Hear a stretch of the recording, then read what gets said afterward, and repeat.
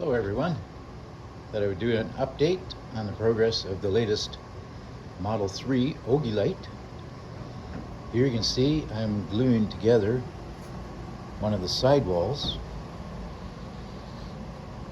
You see a whole bunch of pails of water. I call it my hydraulic press. At any rate, it's all ready to take everything off of, but I'll show you a finished sidewall. I'll try to keep the camera as steady as I can while I walk, but I apologize for excessive movement in advance. So we'll go out to the shed now. You can see this is a mild February day, not much snow left.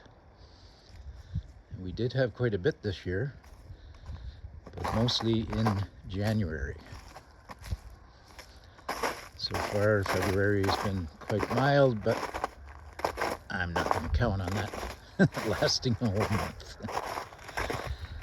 Anyway, here's the buck with the outer skin and the fiberglass Phylon, and the foam is already on all the way around. I pre-wired this one. You can see some of the wires hanging out there and up there. I decided it makes sense to run all the wires inside the foam ahead of time and save me some work later. Anyway, here is the first sidewall in place for test fitting. The next stage will be to take off all the 2x4s off the side of this side of the buck, and then remove the face, because that will be taken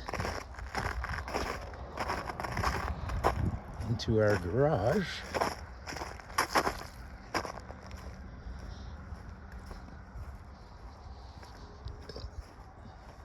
This involves a lot of walking back and forth that doesn't happen when I build one of these in the summertime, because I have the whole shed to work with. But because I have our trailer and our tow vehicle in there, I don't have much room. So this is where I trim the rough cut sidewall. This is the panel or the template from the other side of the buck. It will be removed and the other template put on this table. And then I use a router with an extra wide flat plate attached to it and a 2-inch flush trim cutting bit. Now I have had, let me get a little extra light here.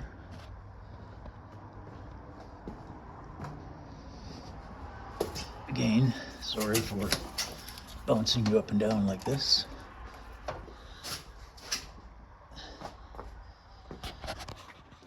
Now, this is only a 3/8 bit, I think. And one problem I've had, it's prone to digging in. You see right here, it's created an indent, which causes a little imperfection on the sidewall. And that's because the bearing is so small.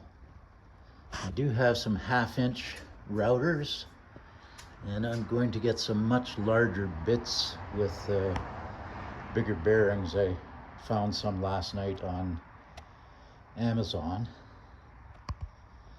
But all these little indents, and there's probably 5 or 6 of them around the template, I'll have to fill them in with Bondo And then what I'm going to do is lightly sand all this and seal it with some clear coat. And hopefully with the bigger bearing, I won't do any more damage to it. Because I want to continue to use this buck, forming buck, to make at least 5 or 6 more of these trailers, and trying to replicate exactly this template, and it would be pretty near impossible.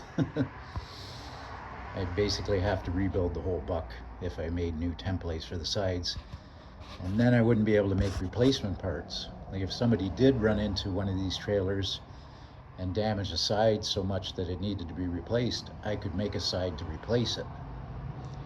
But if I don't have these templates, then I wouldn't be able to do that. At any rate, that's where we stand today.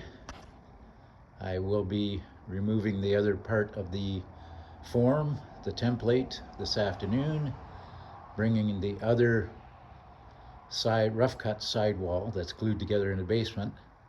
I'll bring that up here and trim it out and then test fit it on the buck. After that, it's just a matter of gluing them in place. All right, thanks for watching. Thanks to all the people that have subscribed, and have a good day.